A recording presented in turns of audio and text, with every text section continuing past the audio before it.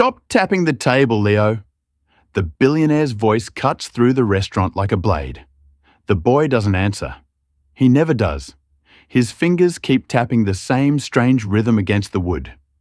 Across the table, a young waitress pauses mid-step.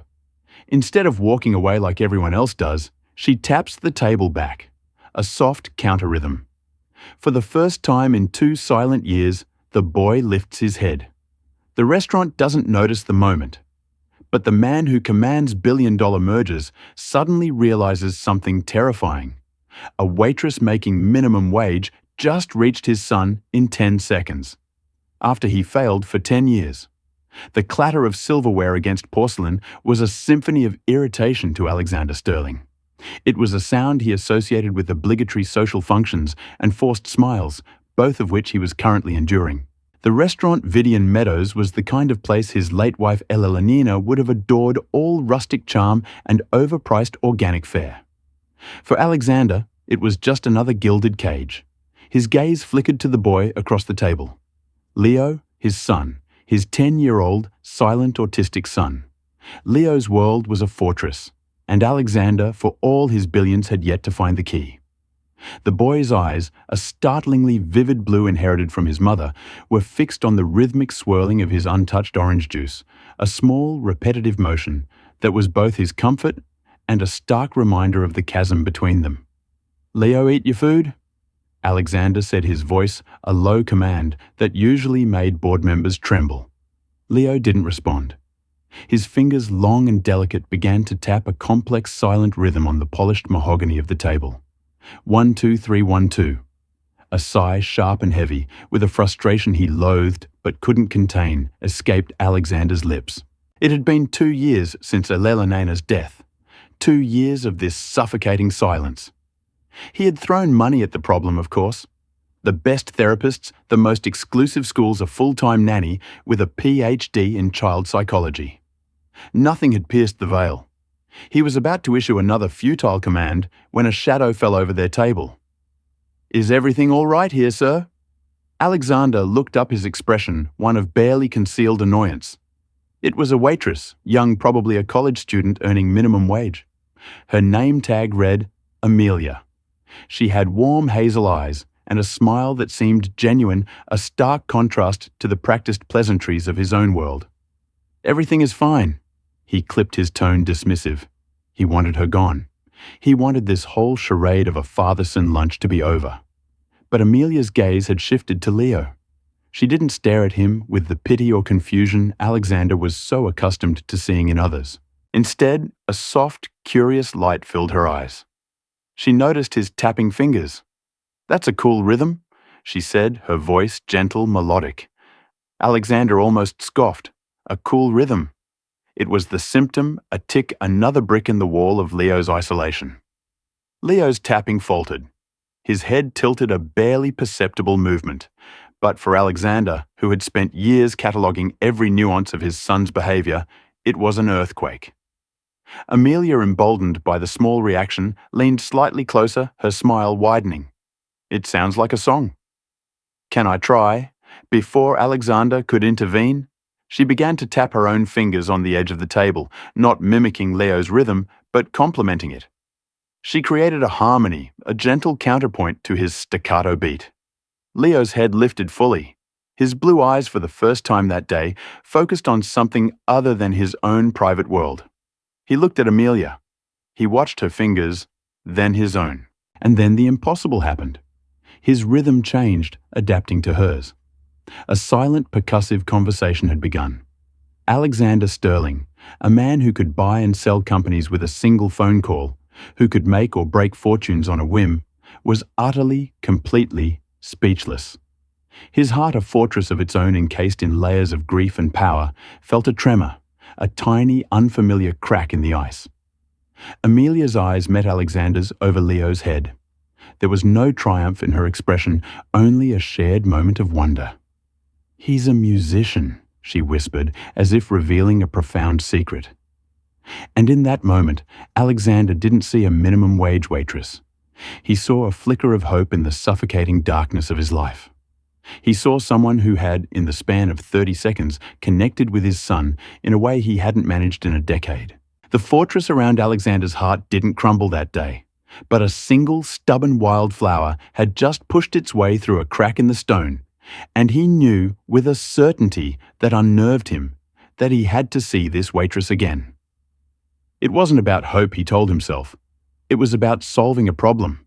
Leo was a problem, and this woman, this Amelia, might just be the solution, a tool he could acquire like any other asset. He was wrong, of course. He was catastrophically beautifully wrong. But he wouldn't realize that until much, much later. For now, he just watched his carefully constructed world tilting on its axis as a waitress, and his silent son continued their silent song. The following Tuesday, Alexander Sterling did something he hadn't done in years. He cleared his afternoon schedule. A multi-million-dollar merger with a Japanese tech firm was put on hold. A conference call with his London office was delegated to his perpetually stressed COO, a man named Marcus Thorne. All for a lunch he had no intention of eating. He sat at the same table in Vidian Meadows, the rustic decor feeling slightly less oppressive this time. He had called ahead a move that was second nature to him and requested Amelia as their waitress. The hostess, a willowy blonde with a practiced smile, had assured him it would be taken care of. Leo was beside him, engrossed in a new obsession. A small silver kaleidoscope Alexander had picked up on a whim from a street vendor. The shifting patterns of colored glass seemed to provide the order and predictability his son craved. When Amelia arrived, her smile was just as warm as he remembered. "Welcome back," she said, her hazel eyes twinkling as she looked at Leo. "And hello to the musician." Leo didn't look up, but a small, almost imperceptible smile touched his lips. It was a ghost of an expression, but for Alexander, it was a sunrise. "He's been calmer since our last visit." Alexander found himself saying the admission feeling foreign on his tongue. He wasn't a man who admitted to needing help, to things being beyond his control. "Music is good for the soul," Amelia said, simply placing a glass of orange juice in front of Leo without needing to be asked. She then turned to Alexander. "The usual, Mr. Sterling." He was taken aback. "The usual, black coffee, no sugar. And you'll stare at the menu for 10 minutes, but you'll end up ordering the grilled chicken salad with the dressing on the side," she said, a playful glint in her eye. Alexander was momentarily stunned. He was a creature of habit, a fact he used to his advantage in the boardroom. But for this waitress to have observed him so closely, to have seen past the veneer of power to the predictable man beneath, was both unnerving and strangely intriguing. "You're observant?" He stated, a hint of admiration in his voice. "It's my job to be," she replied with a shrug. "But I also believe in paying attention to people. Really paying attention. You'd be surprised what you can learn." Her gaze flickered to Leo, a silent emphasis on her words. Throughout the lunch, Alexander found himself watching Amelia as much as he watched his son. He watched the way she navigated the busy restaurant, a graceful dance of efficiency and warmth. He saw her crouch down to talk to a crying toddler at another table, her voice a soothing balm. He saw her share a quick, knowing smile with the elderly man dining alone in the corner, and he saw the way she interacted with Leo. She didn't talk down to him. She didn't bombard him with questions. She simply existed in his space, a calming presence. At one point, she brought over a small bowl of sugar cubes. "For your masterpiece," she said to Leo, placing them beside his tapping fingers. Leo paused, his blue eyes studying the cubes. Then slowly, methodically, he began to arrange them, building a small, intricate structure. A tower, a fortress. Alexander felt that now familiar pang in his chest. A fortress just like the one around his own heart, the one around his son's mind. "Why are you so good with him?" he asked, his voice rougher than he intended. Amelia looked at him, her expression unreadable. "I don't think I'm good with him in the way you mean. I just see him. I don't see a problem to be solved. I see a person." Her words were a direct hit, a torpedo to the hull of his carefully constructed worldview. He had always seen Leo's autism as a challenge, an obstacle to be overcome. He had never once considered simply seeing Leo. "I have a younger brother," Amelia continued, her voice softening. "His name is Daniel. He has Fragile X syndrome. It's different from autism, but there are similarities. The world can be a loud, scary place for him. I learned a long time ago that the best thing I can do is just be with him. In his world, not try to drag him into mine." The revelation hung in the air between them, a fragile bridge of shared understanding.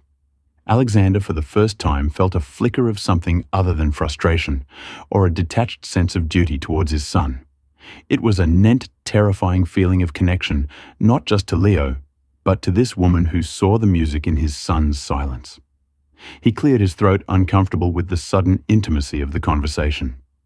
"I want to make you a proposition." Amelia's eyebrows shot up. "A proposition? I want you to be Leo's full-time caregiver, a companion, whatever you want to call it." The words came out more bluntly than he intended, a business transaction. Amelia's warm expression cooled. "Mr. Sterling, I'm not for sale. I'm not trying to buy you," he said, frustrated by his own clumsiness. "I'll pay you 5 times what you make here. 10 times. Name your price?" She shook her head, a look of disappointment in her eyes. "You still don't get it, do you? This isn't about money. I connect with Leo because it's genuine. You can't put a price on that. You can't hire genuine." She turned to leave, and a wave of panic, cold and sharp, washed over Alexander. He couldn't let her walk away. He was losing his only lead, his only flicker of hope. "Wait!" He called out, his voice sharp, with an uncharacteristic desperation.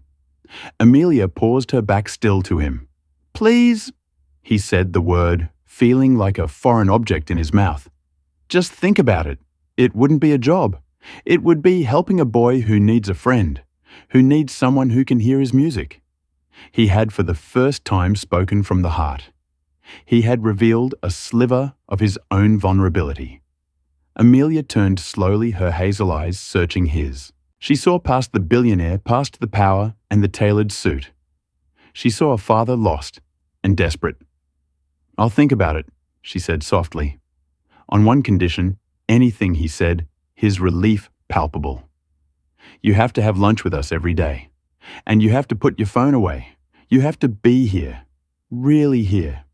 It was a simple request, but for a man like Alexander Sterling, it was a seismic shift. An hour of his undivided attention was a commodity more valuable than any stock in his portfolio. "Done," he said, without a moment's hesitation. As Amelia walked away, Alexander looked at his son, who was now carefully placing the final sugar cube on his creation.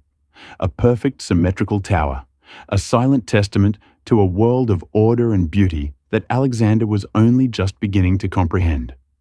He realized then that his proposition, his offer of money, had been a test, not a test for Amelia, but a test for himself, and he had almost failed. He had almost treated this precious, fragile hope as just another acquisition. The path forward was uncertain. This strange, informal arrangement with a waitress was unlike anything he had ever navigated. There were no contracts, no clauses, no bottom lines.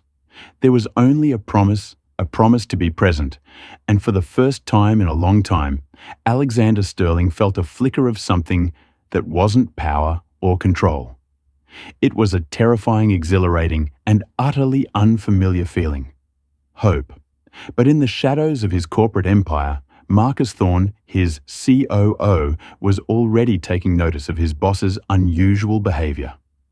A seed of suspicion, small and dark, had been planted, and it was about to grow. The daily lunches at Vidian Meadows became a strange new ritual in Alexander's life. He was a man who thrived on routine, but this was a disruption of a different kind. It was a recalibration of his entire existence. The first few days were excruciating. He felt a phantom limb buzz where his phone should be. The urge to check stock prices, to fire off a curt email, was a physical itch. But he honored his promise. He sat and he watched. He watched Amelia and Leo. Their bond was a thing of quiet wonder. It wasn't built on grand gestures or dramatic breakthroughs. It was built in the spaces between heartbeats. It was Amelia knowing that Leo preferred his sandwiches cut into triangles, not squares. It was Leo for the first time offering Amelia a piece of his apple, a silent act of sharing that spoke volumes. Amelia, true to her word, was thinking about his offer. She hadn't accepted, but she hadn't refused either. She was in her own quiet way, conducting her own due diligence. She was observing Alexander as much as he was observing her. One afternoon, as Leo was meticulously lining up his French fries, Amelia turned to Alexander, her expression serious. "Tell me about Elena." The question was a bucket of ice water. No one spoke of Elena. Not to him. It was an unspoken rule in his world. The past was a locked room, and he held the only key. "What's there to tell?" he said, his voice instantly cold. His defenses shooting up like the steel girders of his skyscrapers. "She was my wife. She passed away. Leo misses her," Amelia said softly, her gaze on the boy. "He may not say it, but he feels it. The silence in your house, it's not just his. It's yours too. You don't know anything about my house." He snapped the words sharper than he intended. "I know that a home isn't just a collection of expensive furniture." She retorted, her voice firm but not unkind. "It's a feeling, and right now, your home feels like a museum, a memorial to a life that's over." Alexander was floored by her audacity.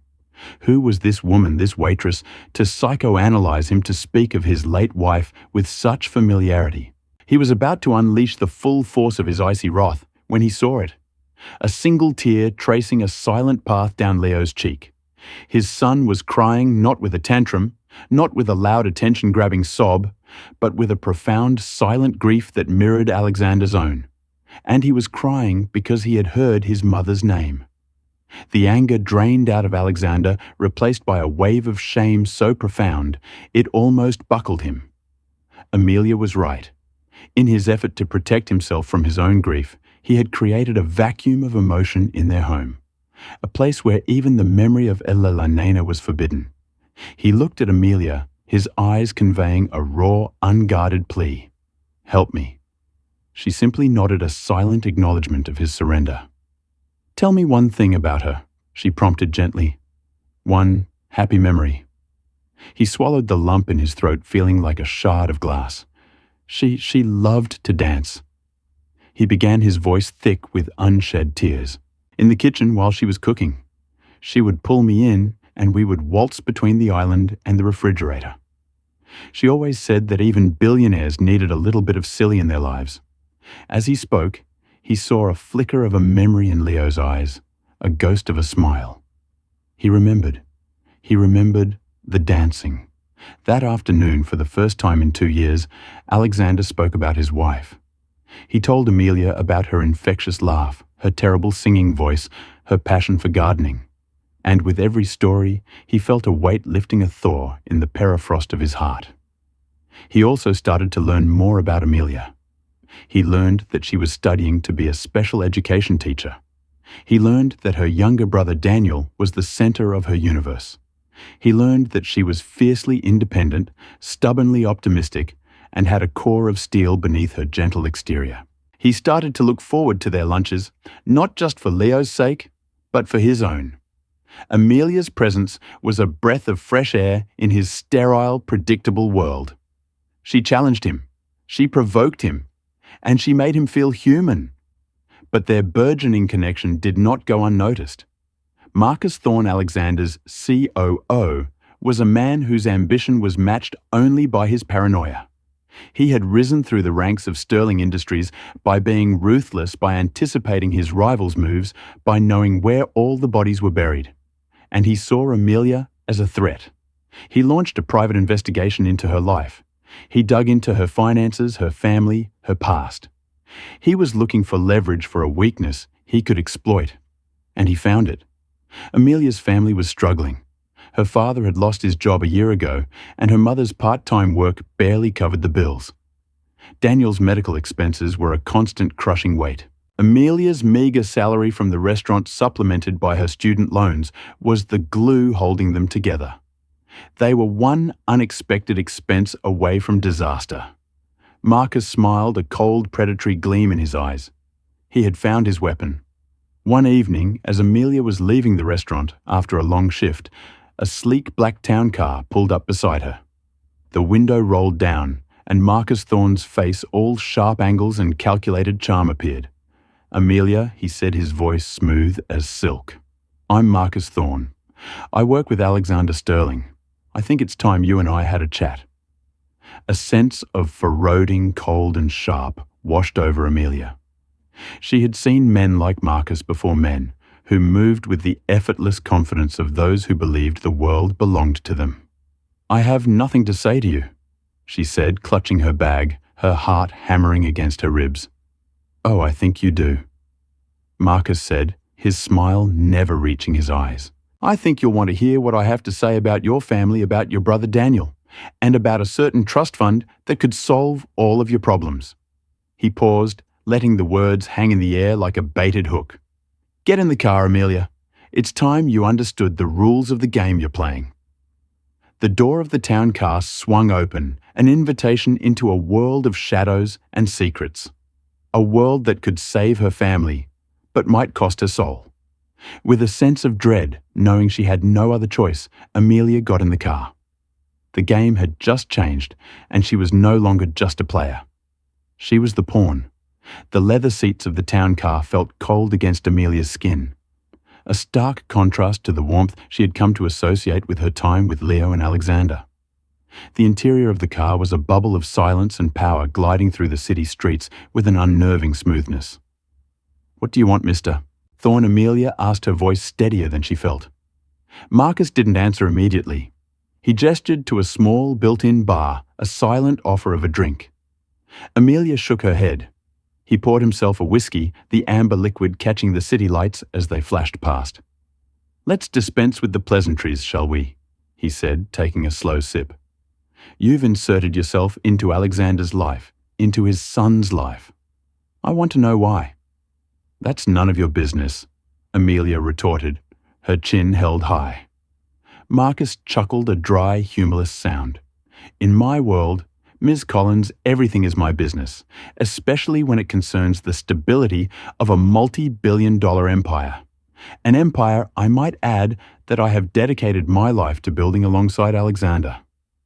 He leaned forward, his voice dropping to a conspiratorial whisper. "You see, Alexander is vulnerable right now. Grief has a way of clouding a man's judgment. He sees you, and he sees a solution, a quick fix for his son. But I see a complication, an unknown variable. And I don't like unknown variables." "I'm not a variable," Amelia said, her voice laced with indignation. "I'm a person, and I genuinely care about Leo." "Oh, I have no doubt you do," Marcus said, his tone infuriatingly condescending. "But caring doesn't pay the bills, does it? I've taken the liberty of looking into your financial situation. It's precarious. Your father's unemployment, your mother's health issues, your brother's extensive medical needs. It's a heavy burden for a young woman to bear." Amelia felt a chill creep up her spine. He had investigated her. He had pried into the most private, painful parts of her life. The violation of it made her feel sick. "What do you want?" she repeated, her voice barely a whisper. "I want you to disappear," he said bluntly. "I want you to walk away from Alexander and his son. In return, I am prepared to offer you a way out, a permanent solution to your family's financial woes." He slid a sleek, leather-bound folder across the seat. Amelia's hands trembled as she opened it.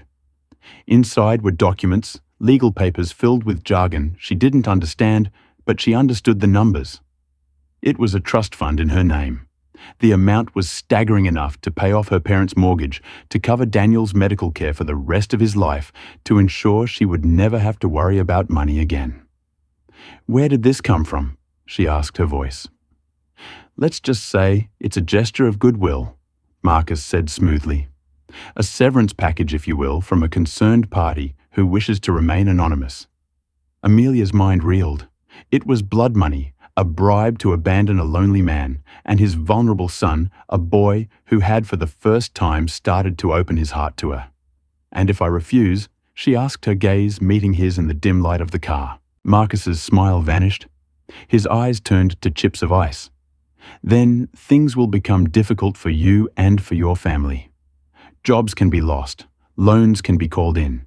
Medical insurance can be complicated. I am a man of considerable influence, Ms. Collins. I can open doors and I can slam them shut permanently. The threat, veiled but unmistakable, hung in the air, thick and suffocating. He would ruin them. He would use their desperation, their love for each other, as a weapon against them. Tears of rage and helplessness pricked at Amelia's eyes. She thought of her father's pride, already so battered by his job loss. She thought of her mother working herself to exhaustion. And she thought of Daniel, her sweet, innocent brother, whose well-being was her primary concern. She looked at the folder in her hands. It was a devil's bargain. Her integrity, her burgeoning relationship with Alexander and Leo in exchange for her family's security. "You're a monster," she whispered the words, tasting like ash in her mouth. Marcus merely shrugged a picture of indifference. "I'm a businessman, and this is the cost of doing business at this level. So what's it to be Amelia, your noble but ultimately futile stand, or your family's future?" The car pulled to a stop in front of her modest apartment building. The contrast between the opulent vehicle and her own humble reality was a cruel joke. "I'll give you 24 hours to decide, Marcus," said his voice once again smooth and controlled. "A car will be here tomorrow evening to pick up your signed acceptance or not. The choice, as they say, is yours."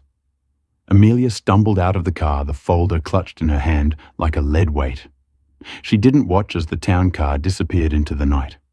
She stood on the sidewalk, the sounds of the city fading into a dull roar in her ears. She felt trapped, cornered. The world of wealth and power, which had seemed so distant and almost fairy tale-like from the outside, had shown its ugly, predatory underbelly. She went up to her apartment, her heart a tangled mess of fear, anger, and a profound, aching sadness. She looked at the trust fund documents, the crisp paper feeling like a betrayal in her hands. She thought of Leo's smile, that rare, precious thing. She thought of the way his fingers had danced with hers on the table. She thought of Alexander, of the raw vulnerability she had seen in his eyes when he spoke of his late wife.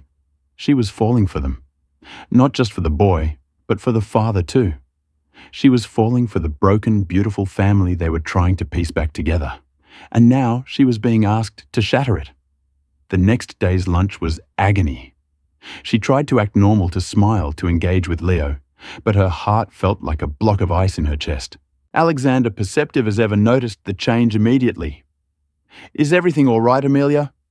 he asked, his blue eyes filled with a genuine concern that only made her feel guiltier. "You seem distant. I'm just tired." She lied the word, feeling clumsy and false on her tongue. She looked at Leo, who was watching her with an unusual intensity. He seemed to sense her distress. He reached out his small hand and for the first time touched hers. It was a fleeting feather-like touch, but it was a deliberate act of comfort, and it broke her. She excused herself, rushing to the restroom, her composure crumbling. She splashed cold water on her face, staring at her reflection in the mirror. Who was she? Was she the woman who stood by her principles, no matter the cost? Or was she the woman who would sacrifice her own happiness for the people she loved? That evening, as the sun began to set, she stood by her window, the unsigned folder on her table. The black town car was due to arrive any minute. Her phone buzzed. It was a text from Alexander. "Thank you for today, for every day. You've brought light back into our lives." The words were a gut punch, a reminder of what she stood to lose, what they all stood to lose. She looked at the folder again. Marcus Thorne had made a critical miscalculation. He had assumed that her love for her family was her greatest weakness. He hadn't understood that it was also her greatest strength. And it was that strength that gave her the courage to do what she had to do next. She picked up her phone, her fingers flying across the screen. Not to Marcus, but to Alexander. We need to talk, not at the restaurant, somewhere private. It's about your company. It's about a man named Marcus Thorne. She had sent her heart pounding a frantic, terrifying rhythm against her ribs. She didn't know if she was doing the right thing. She didn't know if Alexander would even believe her, but she knew she couldn't sign that folder. She couldn't let the darkness win. A few moments later, her phone buzzed again. It was Alexander. My penthouse, the Sterling Tower. 1 hour. Come alone. The Blacktown car pulled up outside her building, a silent, menacing presence. Amelia watched it from her window, her decision made. She turned her back on it and on the easy way out. She was walking into the lion's den, but she wasn't going in as a pawn anymore. She was going in as a queen, ready to protect her king and her prince, no matter the cost. The elevator to Alexander Sterling's penthouse was a silent gilded cage ascending through the clouds with dizzying speed. Amelia's reflection in the mirrored walls was a stranger, a pale, determined woman who looked nothing like the cheerful waitress who had served coffee just yesterday. The weight of the unsigned folder in her bag was a constant heavy reminder of the stakes. The elevator doors opened directly into the apartment, and the view stole her breath. Floor-to-ceiling windows revealed a panoramic vista of the city, a glittering tapestry of lights against the bruised twilight sky. The space was vast, minimalist, and achingly empty. It was less a home and more a monument to wealth and solitude. It was the museum she had described, and the thought sent a pang of sadness through her. Alexander was standing by the window, a silhouette against the city he owned. He turned as she entered, his face etched with a mixture of concern and suspicion. He was no longer the vulnerable father from the restaurant. Here in his domain, he was the billionaire, the titan of industry, his power and almost palpable aura. You said this was about Marcus. He said, his voice low and devoid of warmth. No pleasantries. This was business. He came to see me. Amelia began, her voice trembling slightly despite her resolve. She pulled the folder from her bag and laid it on a glass coffee table that looked more like a sculpture. He offered me this. Alexander's eyes narrowed. He picked up the folder, his movements precise and economical. He flipped through the documents, his expression unreadable, a mask of cold control. The silence stretched thick with tension, broken only by the distant hum of the city below. This is a Sterling Industries corporate trust, he said finally, his voice a dangerous calm. The funds are untraceable, channeled through a series of offshore accounts. It's a tool we use for discreet acquisitions. He wants me to disappear, Amelia said, her voice finding its strength. He threatened my family. He told me that if I didn't accept this and walk away from you and Leo, he would ruin us. She expected anger. She expected him to rage against Marcus to defend her. Instead, he looked at her, his blue eyes cold and analytical. And why should I believe you? The question was a slap in the face. It was so unexpected, so deeply mistrustful, that it momentarily stunned her into silence. Why wouldn't you believe me? She stammered, incredulous. Because you are, as Marcus so rightly pointed out, an unknown variable. Alexander said, his voice sharp as broken glass. You appear out of nowhere. You form an instant, almost magical connection with my son, something the best specialists in the world couldn't do. You slowly ingratiate yourself into my life. And now, you present me with a story of corporate intrigue and blackmail, positioning yourself as the innocent victim and my most trusted employee as the villain. It's a compelling narrative, almost too compelling. Amelia felt the blood drain from her face. He didn't believe her. He thought she was a con artist, that this was all some elaborate scheme. You think I'm lying? She whispered, the hurt in her voice, raw and real. You think I fabricated this, that I'm after your money. The thought had occurred to me. He said, his gaze unwavering. People have tried far more elaborate schemes to get a piece of the Sterling fortune. Tears of frustration and betrayal welled in her eyes. You saw me with Leo. You saw the connection. You felt it. You told me I brought light back into your lives. I saw what you wanted me to see." He countered, his voice relentless. "Feelings can be manipulated, Amelia, and I am a man who has built an empire on not letting my feelings cloud my judgment." The cruelty of his words was a physical blow. He was using their shared moments of vulnerability, the very foundation of her growing affection for him, as evidence against her. He was twisting her genuine care for his son into a weapon. "How can you be so cynical?" she cried, the tears now flowing freely down her cheeks. "How can you look at your son, see how happy he is, and believe that it's all a lie, because happiness is a luxury I can't afford to be careless with?" He shot back his own control, finally cracking his voice, echoing in the cavernous room. "Especially when it comes to my son. Do you have any idea what it's like to live in a world where everyone wants something from you, where trust is just a word people use before they betray you? I have to question everything. Everyone. It's how I've survived." The raw pain in his voice, the glimpse of the lonely, embattled man behind the billion-dollar fortress, silenced her. She saw him then, not as a cruel accuser, but as a prisoner of his own wealth, a man so used to being hunted that he saw predators in every shadow. "So what now?" she asked, her voice hollow. "Do you call security? Do you have me thrown out?" Alexander didn't answer. He walked back to the window, his back to her, his shoulders tense.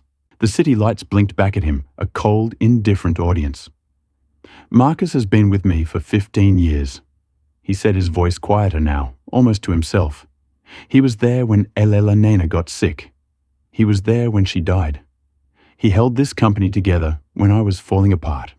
He's more than an employee. He's all I have left of my old life." Amelia understood then this wasn't just about her. It was about loyalty. It was about the terrifying possibility that the one person he had trusted implicitly could be capable of such a profound betrayal. It was easier, safer to believe that she, the stranger, was the liar. "I didn't sign the papers," she said softly, her voice cutting through his reverie. "If I was after your money, I would have taken it and run.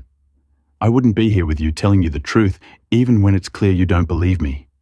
He turned to look at her, a flicker of doubt in his cold eyes. "I am falling in love with your son, Alexander," she said, her voice shaking with the force of her admission. "And God help me. I think I'm falling in love with the man I see when you're with him. The father, the husband who still grieves for his wife. Not this cold, suspicious shell of a man who stands before me now." She wiped her tears, her resolve hardening. "I won't be a part of this world of suspicion and backstabbing. You can have your money and your fortress of a penthouse and your trust issues. I'm going back to my life, a life where people actually trust each other." She turned and walked towards it. The handle towards the elevator, her heart shattered. She had laid her soul bare, and he had trampled on it. It was over. "Wait!" His voice was a barely audible command. She paused, her hand hovering over the call button, her back still to him. "Don't go," he said, his voice thick with an emotion she couldn't decipher. She turned around. Alexander was holding a small silver picture frame. It was a photo of him and Elena laughing, their arms around each other. The woman in the photo was radiant, full of life. Elena. She was the one who hired Marcus. He said, his voice rough with unshed tears. She said he had hungry eyes, the eyes of a man who would do anything to get to the top. She trusted him. I trusted her judgment. He looked up from the photo, his own eyes filled with a terrible, dawning realization. But she also told me something else. She told me that Marcus saw people as chess pieces, that he didn't have a heart, he had a calculator. He walked towards her, the folder still in his other hand. I wanted to believe he was loyal to me. But maybe he was only ever loyal to the power I represent. He stopped in front of her, his gaze searching hers. The cold mask was gone, replaced by a raw vulnerability that mirrored her own. "I don't know who to trust anymore, Amelia," he whispered, his voice breaking. "But I know what I see in my son's eyes when he looks at you. and that is the only thing in my life that feels real right now. Suddenly, the silence of the penthouse was shattered by the shrill ringing of Alexander's phone. He glanced at the caller ID, his face hardening. "It's Marcus," he said, his voice grim. He answered, putting the call on speaker. Marcus's voice, smooth and confident, filled the room. "Alexander, my friend I trust, our little problem has been resolved. I've been informed that our guest of honor declined her severance package. A sentimental fool, it seems." "What have you done?" Marcus Alexander asked, his voice dangerously quiet. "I've done what you no longer have the stomach to do." Marcus retorted, a hint of arrogance in his tone. "I'm protecting the empire from outsiders, from emotional attachments that create liabilities. I've taken care of it permanently." A cold dread washed over Amelia. "What does he mean permanently?" she whispered. Just then, her own phone began to ring. It was her mother, her voice hysterical, barely coherent. "Amelia, it's Daniel. There was an accident at his care facility. Someone started a fire in the electrical room. The sprinklers malfunctioned. Oh God, Amelia, he's trapped." The world tilted on its axis. Amelia's phone clattered to the floor. She looked at Alexander, her eyes wide with a terror so profound it stole her breath. On the other end of the line, Marcus chuckled, a low, chilling sound. "Like I said, Alexander, problem solved. Now about that merger with the Japanese." Alexander's face was a mask of pure, unadulterated fury. He had his answer. He had pushed away the one person who was telling him the truth. And in doing so, he had walked straight into the trap set by the man he had trusted most. And now, an innocent child's life was hanging in the balance. The game was no longer about money or power. It was about life and death. The ride to Daniel's care facility was a blur of screeching tires and flashing lights. Alexander drove with a controlled fury, his knuckles white on the steering wheel, the sleek Bugatti weaving through traffic with a reckless precision that mirrored the chaos in his mind. Amelia sat beside him, a statue of silent, frozen terror. Her mind replaying her mother's hysterical words, the image of her brother trapped and afraid, a searing brand on her soul. The scent of smoke hit them before they even saw the building. The care facility, a place that had always represented safety and comfort for Daniel, was now a scene of flashing emergency lights, writhing fire hoses, and the controlled chaos of first responders. Amelia was out of the car before it had fully stopped her legs, carrying her towards the police line, a desperate cry tearing from her throat. "Daniel, my brother." A stoic police officer held her back. His expression a mixture of pity and professional detachment. "Ma'am, you need to stay back. It's not safe. But my brother is in there." She screamed, her voice raw with panic. "He has Fragile X. He'll be so scared. He won't know what to do." Alexander was right behind her, his hand on her arm, a steadying presence in the swirling vortex of her fear. He flashed a black card at the officer, his voice a low, authoritative command that cut through the noise. "Alexander Sterling. My son is a patient here as well. I want to speak to the fire chief now." The officer's demeanor shifted instantly. The name Sterling was a key that unlocked doors even in the midst of a disaster. He spoke into his radio, and within moments, a man with a soot-streaked face and a weary expression was striding towards them. "Chief Williams," he said, extending a hand to Alexander. "Mr. Sterling, we're doing everything we can." The fire started in a basement electrical room. "We have it contained, but the smoke is heavy, and there's been a partial collapse in the West Wing." "The West Wing?" Amelia whispered, her heart plummeting. "That's where Daniel's room is?" "We've evacuated most of the residents." The chief continued, his gaze softening as he looked at Amelia. "But the West Wing is difficult. The sprinkler system in that section failed. We have teams going room to room, but it's slow going." Every word was a hammer blow chipping away at Amelia's hope. She thought of Marcus's chilling words permanently. This wasn't an accident. It was an act of calculated evil. A fire in an electrical room, a malfunctioning sprinkler system. It was too precise, too convenient. Marcus hadn't just intended to scare her. He had intended to eliminate the problem at its source, to take away the person who was her greatest vulnerability, her greatest love. Rage pure and undiluted surged through Alexander. The betrayal he had felt in the penthouse was nothing compared to this. Marcus had crossed a line. He had targeted an innocent child to further his own twisted agenda. He had weaponized a boy's life. The sprinkler system, Alexander said, his voice dangerously calm. Was it tampered with? Chief Williams hesitated, his professional caution wearing with the obvious suspicion in his eyes.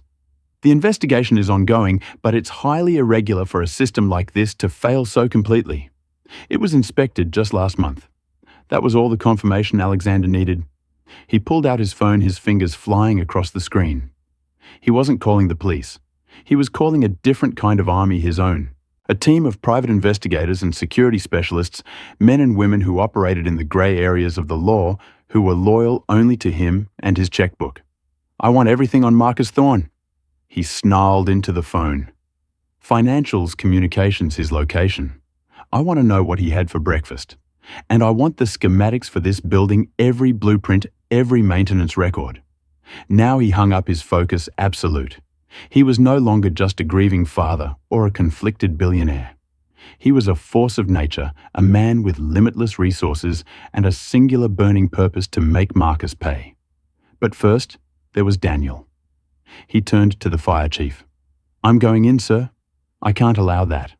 The chief set his voice firm. It's too dangerous. That building is called the Elena Sterling Memorial Wing. Alexander said, his voice dropping to a low, intense whisper. My late wife personally funded its construction. I know the layout better than any of your men. I know about the reinforced maintenance tunnels that run beneath the floor. Tunnels that should be clear of smoke. Tunnels that lead directly to the West Wing. The chief stared at him, stunned. Amelia looked at him, a flicker of disbelief in her eyes. How could he know that Elena, she was obsessed with safety protocols? Alexander explained, his gaze finding Amelia's a silent apology in his eyes for his earlier mistrust. After a fire at her childhood friend's school, she insisted on redundancies, fail-safes that weren't in the original plans. I thought she was being paranoid, but she always saw things other people missed. It was a ghost's gift, a lifeline from the woman whose memory Marcus had so callously defiled. Give me a respirator and a radio. Alexander said, his tone leaving no room for argument. I can get to that wing faster than your team. Tell me the room number. Amelia grabbed his arm, her fear for Daniel now mixed with a new terror. Alexander, no, you can't. It's too dangerous. He looked at her, his face grim but resolute. I have to, he said, his voice softer now. This is my fault. I let Marcus into our lives. I trusted him.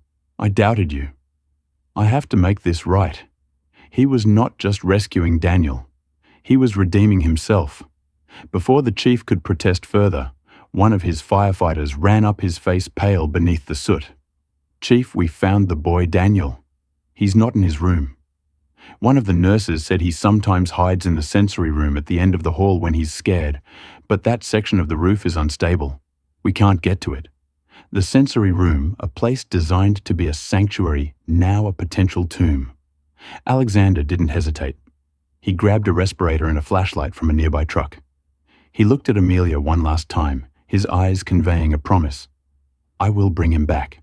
And then he was gone, disappearing into the smoke-filled building like a phantom guided by the ghost of his wife and a desperate need for redemption. Amelia could only watch her hands clasped to her mouth, her heart a frantic prayer. She was caught in a nightmare woven from the threads of greed and power. She had stumbled into a world where billionaires played God, and the price of their games was paid in innocent lives. Inside the building, the air was thick and acrid.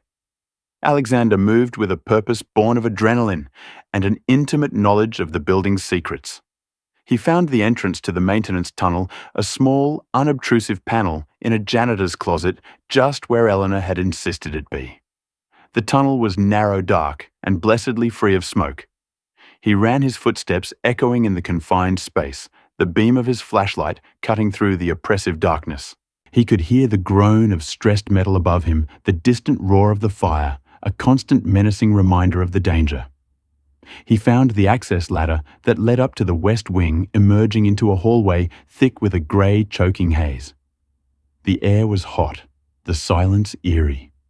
He was in the heart of the beast. He made his way towards the end of the hall, his eyes stinging, his lungs burning with every breath, even with the respirator. He found the sensory room. The door was closed. "Daniel," he shouted, his voice muffled by the mask. "Daniel, my name is Alexander. I'm a friend of Amelia's." There was no response. He tried the handle. Locked. He threw his shoulder against the door once, twice. It didn't budge. It was reinforced, designed to keep the children safe. Another of Elena's protocols now working against him. He could hear a creaking sound from above, a shower of dust raining down from the ceiling. The roof was giving way. There was no more time. He saw a fire extinguisher on the wall. He grabbed it, and with a surge of desperate strength, he began to hammer it against the lock. The clang of metal against metal, a frantic, desperate drum beat against the roar of the fire. The lock finally splintered. The door swung open, and what he saw made his blood run cold. The room was filled with soft mats, gentle lights, and calming textures. And in the corner, huddled under a weighted blanket, was a small, trembling figure. It was Daniel. But he wasn't alone. Standing over him, his face illuminated by the eerie glow of the emergency lights, was Leo, his son. His silent, autistic son, who was supposed to be safe at home with his nanny. Leo had a small, determined look on his face. He had one arm wrapped protectively around Daniel's shoulders. In his other hand, he held his silver kaleidoscope. He was holding it up to Daniel's eye, showing him the beautiful shifting patterns, creating a small, ordered world of color and light in the midst of the chaos. He was comforting him. He was protecting him. Alexander stared, his mind struggling to comprehend the scene. How had Leo gotten here? How had he found Daniel? And then he knew. Leo hadn't spoken a word in 2 years, but he had been listening. He had been watching. He had understood everything. He had understood the fear in Amelia's voice. He had understood the danger. And he had acted. In that moment, Alexander Sterling didn't see a boy with a disability. He saw a hero. He saw his son, Leo. He breathed, his voice choked with a love so fierce, so overwhelming, it brought him to his knees. Leo looked up, his vivid blue eyes meeting his father's. And for the first time in 2 long, silent years, he spoke. His voice was quiet, raspy from disuse, but it was the most beautiful sound Alexander had ever heard. "I helped," he said. In the end, it wasn't the billions, the power, or the empire that defined Alexander Sterling's life. It was a single whispered word from his son in a smoke-filled room. Leo's quiet heroism. Amelia's unwavering integrity and a love born in the most unexpected of places rebuilt their shattered world. Marcus Thorne, exposed and defeated, faced the cold justice of the law, a stark reminder that true power lies not in manipulation, but in connection. This story is a testament to the fact that even in the darkest of times, the human heart has an infinite capacity for love, courage, and redemption. It reminds us that the most profound connections are often found in silence, and that true wealth is measured not in dollars, but in the family we choose and the love we fight to protect. If this story touched your heart, please give this video a thumbs up. Share it with someone who needs a reminder of the power of hope, and subscribe to our channel for more real-life dramas that will make you believe in the extraordinary power of the human spirit. Click that notification bell so you never miss a story. Thank you for watching.